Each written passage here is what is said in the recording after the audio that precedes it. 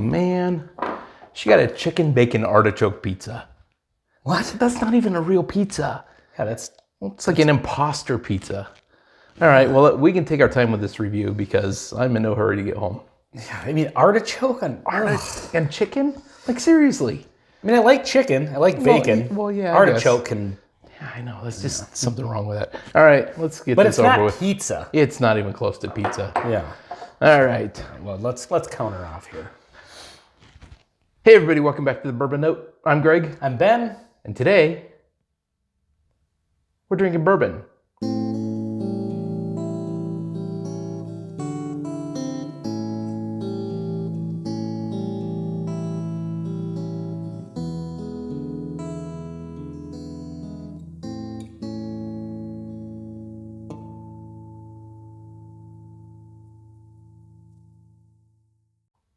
All right, Ben, 2 bottles, brand new, unopened.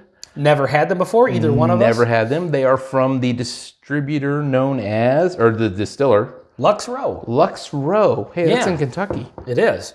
Now owned by MGP. So, you and I have both been kind of curious about these for a little while, because I have seen some reviews of these, and they seem to come across as people tend to, you can't say it like it's a good budget pour, because there's not really budget necessarily. I think so we've got the David Nicholson Reserve and the David Nicholson 1843, both of them 100 proof. Okay. I think the Reserve usually runs around $40, or at least it in this area. does it in this area at a store that has good prices. Yep. And I think maybe 30 or 35 for the 1843. So not budget pours, but I've heard good things about these. Right. They happened to be on sale at the liquor store the one day, and I got them for like $15 off each, and I've been already curious about them anyway, so I was like, perfect, let's get these. So, both of them are 100 proof. Okay. Difference is I guess the Reserve, which is Black Label, is aged a little longer. I would guess. This is a rye mash bill, and this is a wheater. Oh, So- total. And we're not getting any government in our bourbon because they are not in a government They're not bottled in bond. guarded warehouse. And we're doing you're doing the Reserve on the right. Yeah, let's do that. Wheater and a rye. No matter how much I try to dry out the glasses after rinsing them, there's always a little bit left. That's the hard part. Get that out of there. Let it affect the bourbon. I do not want water in my whiskey. There is water in your whiskey. Well, anymore. The good people at Lux Row decided how much water to put in this, right. and I trust their judgment. David Nicholson knew exactly how much water to put in there. Do you think David Nicholson's a real person? Yeah, I think so. I think I read something about that. Oh, I was about There's a story behind this, and I guess I don't really know exactly what it is. Mostly people see, the bottle on the shelf and think, should I get that or should I not? And that's what we're doing a review for. Well, it's interesting because, so there is something to be said about a fancy, flashy bottle and name recognition. And I think that this one doesn't really have either one of those. It's not a bad bottle. It looks good. I think it looks okay. It looks kind of cool, but it doesn't look like, Well, I will admit, doesn't catch you. I go to the store that I think you got these from fairly often. Over at, St. Michael. Yeah. Cash-wise. Yep. And Shout out to them. I've seen it there on the shelf for months. And I've always thought, I should get that. But to be honest, I haven't. Yeah. And there's lots of other things that I have, so. Smell pretty good. It's a good looking bottle, but it didn't quite trip the, I should get that today yet. Yeah.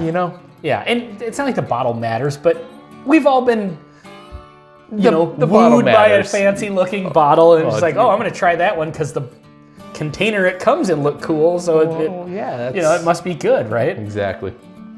It's a 6-month aged, 80 proof bourbon. All right, but it's in a cool bottle, so it's got to be great. Yeah, and it's named after some TV show or something. And Yeah. It sounds cool, but it turns out it's horrible. Not that ever happens. It happens. Right. Are you gonna do rye to wheat or wheat to rye? Maybe we should switch them around because the Well, you black can't one's switch 'em. extra aged. But you already took pictures and I didn't actually. Oh, well, okay. I think we're gonna go left to right. Go left to right? Okay. Yeah. Okay. So we're starting with the wheater. Yeah, the wheater, which is the white one. Definitely sweet, and it's got a wheater nose to it. Kind of the bready. Yeah, for sure. almond shortbread kind of cookie kind of note, biscotti. Yeah, like biscuits or something like that. Oh, pretty nice actually. Speaking of, I just had a thought, but I'll wait till the end of the review. You don't want to? No, we'll entertain. We'll give Mr. Nichols his due. Okay. All right. Yeah, definitely bready and wheaty, grainy, but not grainy in like a youthful way. I mean, like it's got that wheat kind of note. To be honest, I'm really impressed. Like I'm also getting a good solid brown sugar. Mm-hmm. All right, let's go in for the taste here on the 1843. Almond biscotti. Oh wow, almond. Like wow. It's really nice. Like I will see your almond and I will raise you an almond. Is that a poker thing? I don't. You know what? You're right. This really does have and we use the almond shortbread a lot in describing wheaters, particularly Maker's Mark products. Yeah. But almond shortbread is not just almond tasting, you know, kind of like an amaretto or you know, almond bars or whatever. Mm-hmm. I'm getting a literal almond taste. It's got the bready notes to it, but there's something about like just an almond note that stands on its own, like an actual unsalted almond. So do you ever go to Starbucks or wherever and order a biscotti, like the Italian cookie, kind of like long skinny cookie? I know what you're talking about. I mean, I've had them before, but. Well, they're often almond flavored. Mm-hmm. And honestly, this is a liquefied version of that. This is exceptional, by the way. It's not a super powerful, like aged bourbon. I was just gonna say, do you feel like it drinks under 100 proof? I would say if there's anything I'm totally that's shocked that it's 100 proof. Yeah. Yeah. So for, say you know, we've said in other reviews that, you know, sometimes you want something with a lot of flavor, but you don't want the alcohol proof because you want to be able to have a couple of them enjoy. This is kind of the opposite. It's got the nice flavor, but it's really easy drinking. So if you want to do that and get hammered at the same time, you're getting that 100 proof point. The one thing I would point out is the sweetness is turned up to pretty high. Yeah. I don't know if I would put a number on it. It's sweet. It's not like, I don't know though, it's a different kind of sweetness. It's that sweet wheat sort of vibe. Like right now, I'm literally kicking myself for the past 6 months of walking past this bottle and thinking, I should get that. Because the reality is, I should have got it. Well, they're on sale right now. Well, I know, but... Yeah. I think the two of these together would have been $70 and I paid $45 for the two of them. So go get yourself some. So far, I like this one. Yeah. So I really do. Like I said, the only thing that, if there's anything lacking, it's that it doesn't drink at the 100 proof point, which a lot of people are going to like. Yeah, totally. You know? Yeah. Yep. All right. Let's go to this one. I'm actually going to do a little water. Yeah, I think that's fair. Wheater to rye.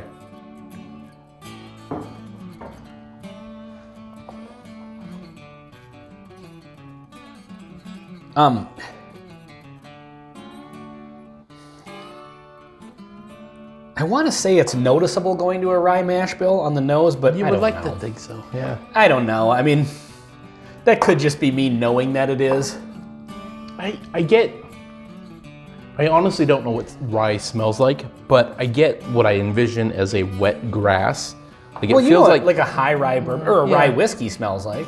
But again, it's that wet grass, grassy kind of nose that I associated with. But it's also that spice that comes with it. Not just pepper, but there's like a spice. Yeah. But on the nose, I get that too. Not getting that yet. Now, this is a rye mash bill, but it didn't say anything about being particularly high rye. It just, it's a rye mash bill versus a wheated mash bill. Sure. So. Okay. All right, well, let's end the suspense here and go for it.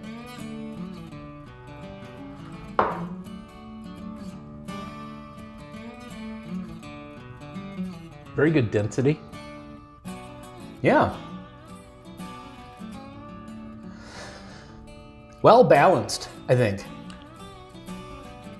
This is a nicer, we've had a couple of bourbons that we call down the middle, just typical good everyday bourbons. Mm-hmm. This one I feel is a step up from that because it is a slightly higher proof point. Mm-hmm. But it has really nice, rich, but not sweet, caramel and butterscotch notes. It's really well balanced. It's really... And there's a nice spice surrounding that. Yeah. I get the caramel and butterscotch, yeah, but it's kind of surrounded just nicely in that spice. I think the 100 proof comes forward a little bit more on this one, definitely, than the Wheater. But still struggles. Like it's still, it's still a little lighter than 100 proof, which again, for a lot of people, that's going to be a bonus. And I'm not saying it's necessarily a bad thing for me. Yeah, agreed. Yeah, I'm actually really impressed with both of these. I'm more than, like, you had mentioned a couple weeks ago I should go pick them up now that they're on sale. Yeah. And I thought, I've been walking by them for months, and I now regret that decision. So. Well, you shouldn't though, because now you can get them for. Well, hopefully tomorrow they'll still be there. $25 less. But do you know how many of our viewers are going to go straight to Cashwise in St. Michael? That's true. Yeah, I mean. And talk to artists and say, dude, where's my bottle? Where's the David Nicholson? Actually, I was just up at the Clearwater one, who is also in conjunction with the St. Michael one, if you live in Minnesota. And there's not much left here. I think the Special Reserve is actually already gone. From that store? Yeah. Okay. But I think any Coborns or Cashwise in the area is going to have, they all have the same prices. So sure. I did see these in a different town recently as well. So, but yeah, I would, now, at the $40 for this and 30-ish, 35-ish for this, they're good. I think they're good. There's certainly a lot of competition. If this is your flavor, meaning both you like your bourbon to be a tad on the sweet side and the alcohol to be a little bit below the most prominent note, but still pack that good buzz. Yeah. Yeah. Yeah, this is a great choice. Yeah, I'm not hating on these at all. No, these are solid choices. So this is where we've talked about the concept of spoiler bottles before, and we want to do a video about these, where it's that bourbon that ruins it for everyone else. You know, like, when I can get this, why would I spend so much money on this? So the reason I bring up the price point is with things like Wild Turkey 101, Early Times Bottled in Bond, Old Forester 100, take your pick. Do these fare up to those and still command the extra price point? Do these? Yeah. Okay. Oh, I was actually going the opposite direction. Like, so you've got this for 40 or Wild Turkey 101 for, I don't know the price. $28 for a liter. 28, yeah. Yeah. The truth is, I guess, in my opinion, and I maybe shouldn't have even brought this up, but it doesn't really matter because you want to try different stuff. And this is different I think that's why we have a YouTube channel and we have bars with collections, is because they're not all the same. Yeah, exactly. And while we absolutely love a ton of really good bourbons, some that cost less than this, we want to try them all, which has its downsides. I want all the bourbons. Yeah, that's right. And so occasionally we stumble across, these are brand new to us and freaking love them. Yeah. I mean, absolutely getting these on sale the way I did. Yeah, totally. Yeah, total steal. Yep. And that's how you buy bourbon, by the way. I would say... Don't pay double just because someone says, dude.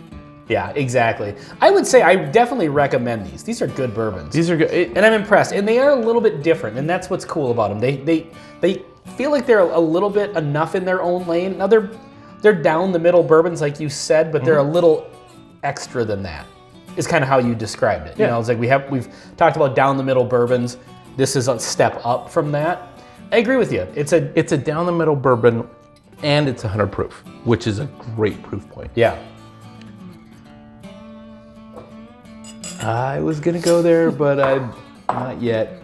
The only reason why I don't blend them, and this is something Ben recently started on the channel, and maybe it's gonna become his thing. In my home life too. Oh, and your home life too. Yeah. I was gonna go somewhere that I don't need to go. So backing that truck Keep up. it clean, Greg. Yeah. Keep it clean.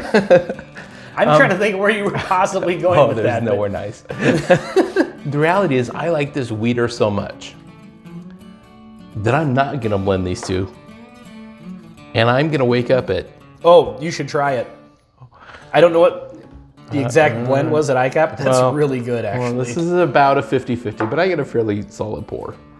That's actually really good. I'm wanting to do more blend videos because you had actually approached me with that idea. We filmed one. Well, we filmed an intro to one. Yeah, an intro. And you gave me an assignment of coming up with a and then cool we never blend, followed which up. I did 3 months ago. Yeah, we've never. I have. He doesn't mine. even have his. Do you No, have your blend? I do. Okay. Yep. So look for that video coming up. I will say, Mr. Nicholson, if you're watching, we need to talk. I think he's dead. No, you think so? I think he's a dude from history. Oh, that's unfortunate. Yeah. Well, Mr. Nicholson Jr., if you're still around, we need to talk because we have an idea. Do you like that? I like it a lot. I am really impressed with these, actually. Honest to God, I think a blend of these two is perfect. Like that creates one excellent bourbon. Side note, we've had several 4-grain or rye and wheat mash bills recently, and it's such a great mash bill. Yeah. Hopefully there's more of those in the future. Yeah, we've had a couple of really interesting ones. So yeah, if you have both of these bottles, try a 50-50 blend. I don't think mine was 50-50, but looks like yours was. It was pretty close to 50-50, and it is solid. Yeah, that's really good, actually. It's funny. I've always associated with rye being spicier than wheat, but when you have a maker's mark, yeah, wheat there's has its plenty spice of to it. spice in wheat. And when you do a blend, you get both spices, and it's almost like they're on different roads. Yeah. You can experience each of them, and it's awesome. It's interesting because these are both obviously 100 proof, and we said both of them drink less than 100 proof. When you mix them together, it doesn't equal a 200 proof. No, your math is But I think then, suspect. yeah, then the that proof point really shows through. Actually, Well, it's because you're getting each of those burns. You're getting a rye burn, you're getting the wheat burn, you're getting the wood spice. Seriously, Mr. Nichols, you need to Nicholson. Nicholson. Yeah, that's excellent. Blend these two together. Yeah. Anyway, well, we're fans of these. So this has been David Nicholson, 1843, and Reserve on the Bourbon Note. And Ben? I'm Greg.